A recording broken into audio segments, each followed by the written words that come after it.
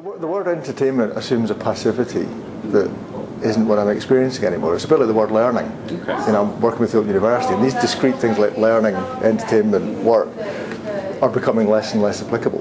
That I'm doing more and more on the web with groups of people, some of which is entertaining, some of which I learn from, some of which I get paid for. But those discrete categorisations are becoming more problematic. We're essentially saying that consumers are far more active in the way that they consume entertainment now. Well, as I say, even the word consume. Yeah. Because, you know, I mean, the whole thing about interactivity even is normally conceived of as quite a small subset of what I think is actually going on. In as much as, you know, people will, when the new DVD of West Wing comes out, will organise themselves on the web so they all buy it at the same time, they all watch it at the same time, and then they all talk about it on Facebook or on Twitter or whatever.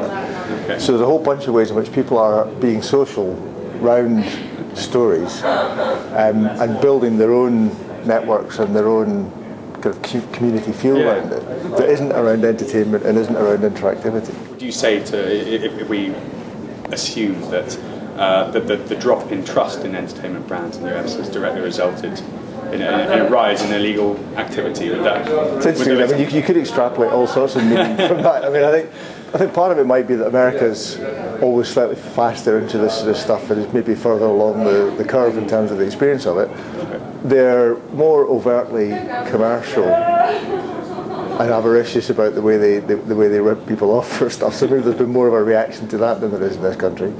I'd sort of have to say this, but as a former BBC employee, I think it may partly be just the fact that our public service media world is slightly different from the American media world, and I wouldn't be complacent about that if I was the BBC, but I think there may be an element of that in this as well. Do you think that just looking at the results that have come from the research that was conducted before Lord Carter's report, do you think that we're going to see a drastic change in the media landscape or the entertainment landscape in the UK? Well, to be honest, a friend of mine described Lord Carter's report as a plumber's guide to the future.